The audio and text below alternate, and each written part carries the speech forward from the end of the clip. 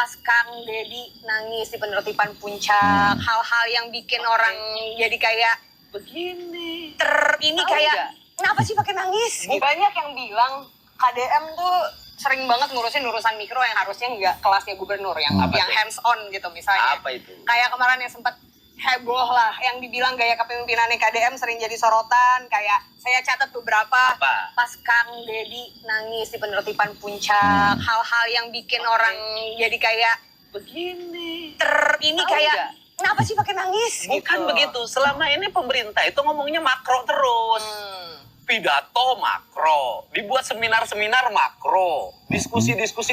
Maksudnya mempersoalkan atau membicarakan hal-hal yang berskala besar gitu, nggak membicarakan atau meng-highlightkan perkara-perkara yang kecil-kecil, mikro yang lebih kepada rakyat dan sebagainya. Itu kan maksudnya Kang Deddy. Ayo kita lanjut ya.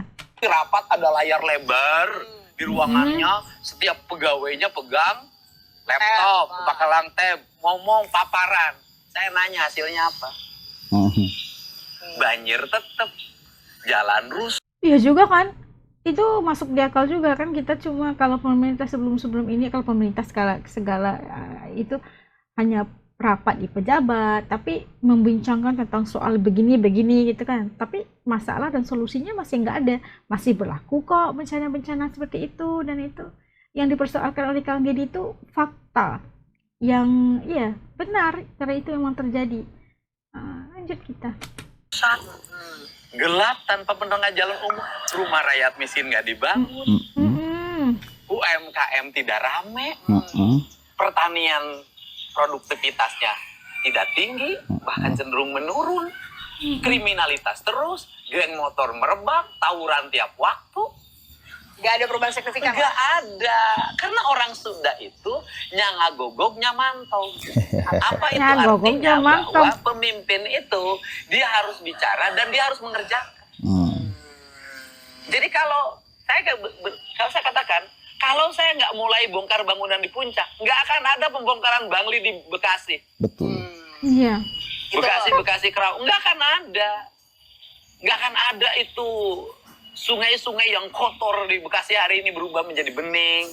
Jalan-jalannya lebar, tertib. Bupatinya punya spirit membongkar karena gubernurnya ada di sampingnya. Nggak ada. Justru karena langsung di lapangan. Nah, orang Indonesia itu seneng hal-hal yang praktis, bukan hal-hal yang teoritis. Gitu. Ngomong ekonomi misalnya, kita mau ngomong ekonominya Bitcoin terus. Ngomong Kan orang-orang Indonesia bilang KDM secara jujurnya suka hal-hal yang praktis, bukan teoritis. Ekonomi pertumbuhan dalam dunia maya. Mau ngomong ekonomi ukurannya hanya ISHG, kan bukan begitu. IHSG kan. Bukan IHSG ya.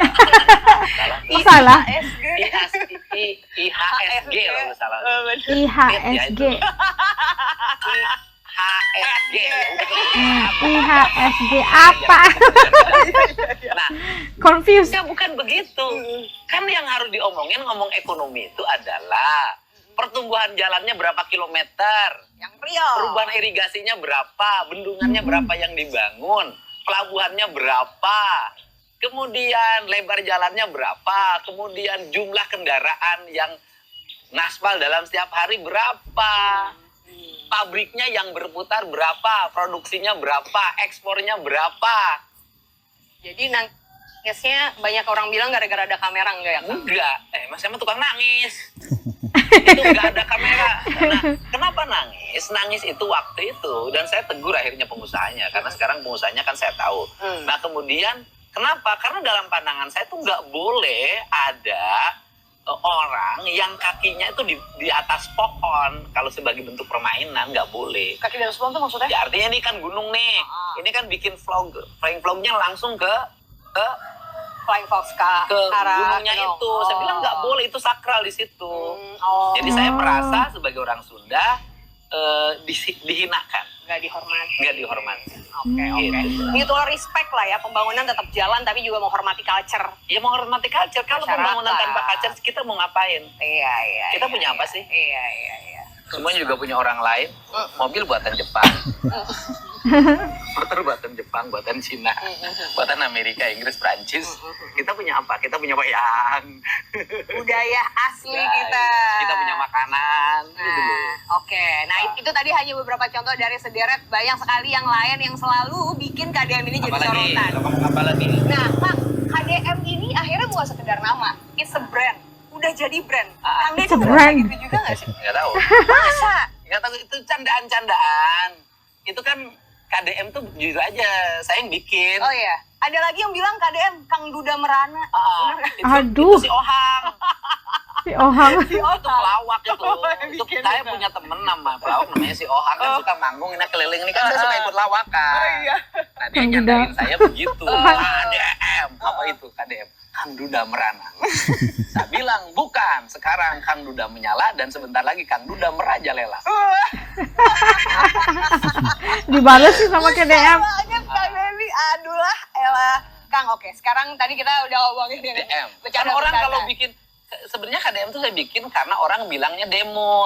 Oh, karena demo. Orang nggak setuju, saya bilang nggak cocok, nggak mau saya bilang demo. KDM aja. KDM aja. Oh, tapi kadang orang kalau suka manggilnya Kang, Kang KDM, Kang ya, KDM. bilang KDM itu udah lama sejak saya bupati. Zaman dulu. Soal bupati tuh ada orang bikinin kaos. Heeh.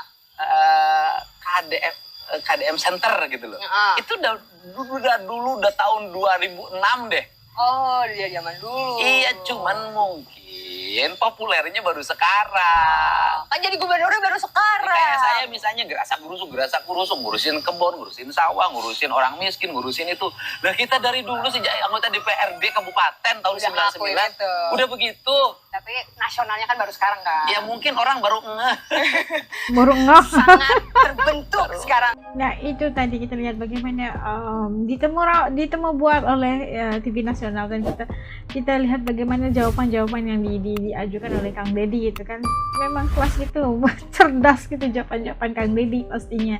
Dan ya perbedaan antara yang dulu sama yang sekarang, ada yang bilang kalau Kang Deddy itu cuman pencitraan atau cuma drama-drama aja gitu, tapi sebenarnya itu Kang Deddy itu realnya kayak gitu. Daripada dulu sebelum jadi gubernur itu memang Kang Deddy gayanya gitu, dan seorang pemimpin yang cerdas, seorang yang jujur, yang kerjanya itu ikhlas demi rakyat, dan apa yang dia mengaplikasikan budaya Sunda itu ataupun kefahaman Sunda itu dalam kepimpinannya gitu, menghormati dan sebagainya. Dan paling asli kan Kang Deddy sangat memelihara lingkungan demi kelangsungan masyarakat di kedepannya. Dan itu ya ada, dan ternyata ada yang suka ada yang enggak sama Kang Deddy, tapi yang pastinya kebijakan yang dilakukan oleh Kang Deddy punya matlamat untuk membangun rakyat Indonesia yang lebih bagus, atau secara jujurnya rakyat secara khususnya itu rakyat Jawa Barat yang lebih bagus, yang lebih baik, anak-anak yang lebih tangguh dan sebagainya. Itu menurut pandangan As, dan pastinya KDM ini di dalam pemerintahannya di kedepannya pasti akan mendapat dukungan yang luar biasa daripada masyarakat secara keseluruhannya di Jabar, dan pasti akan diikuti oleh juga gubernur-gubernur di wilayah yang lain pastinya. Dan itu pandangan pribadi As. Kalau menurut teman-teman kayak guys yang nonton bareng dengan As di channel ini, komen di bawah pandangan dan rasa teman-teman melihat apa yang dikatakan oleh Gubernur Kang Deddy itu. Oke. Sampai ketemu lagi insyaallah di lain video. Jaga diri semuanya, semoga kita dalam lindungan Allah Subhanahu wa taala selamanya. Assalamualaikum. Hatur nuhun.